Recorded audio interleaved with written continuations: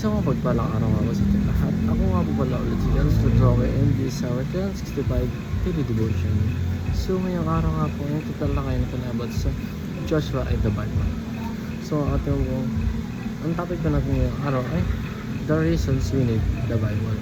So ang ating pag-aaral ngayong araw ay matagpuan sa Joshua chapter 1. Ayun, ang sabi po rito ay nangyari nga pagkamatay ni Moses na lingkod ng Panginoon, ang Panginoon ay nagsalita kay Joshua na anak ni Nun, na lingkod ni Moises na sinasabi, si Moises na aking lingkod ay patay na.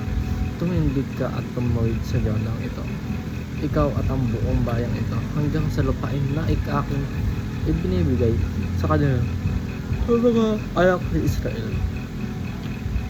Bawat dakong tuntungan ng tarampakan ng inyong paa ay naibigay ko na sa inyo, gaya ng sinabi ko kay Moses, mula sa ilang at sa Lebanon na ito hanggang sa malaking ilog ng Euphrates, sa buong lupain ng mga Heteo, at hanggang sa malaking dagat sa dakong nilulubugan ng araw ay magiging inyong nasasakumpat.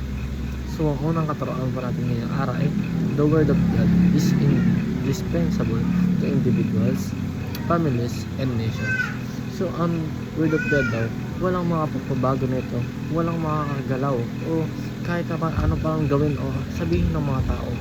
Ito ay hindi mababago ng kahit na sino man, kahit na individual, pamilya o mismo nasyon natin, na hindi kayang baguhin o hindi kayang palitan kung ano ang nakasulat sa Biblia o sa word of God. Dahil nga ito nga lang ang just, and ito talaga ang nararapat, dahil nga ito ang righteous. Kasi nga alam natin na ito ay isang galing sa ating Panginoon. So ang pangalawa naman po sa ating katuroan ay the word of God is meant to be read, meditated on, and obeyed.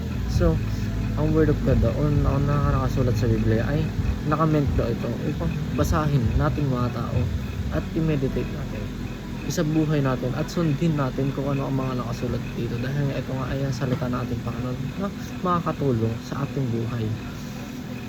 And ang last naman po sa ating katuroan ay the word of God guides individuals and nations toward prosperity and success.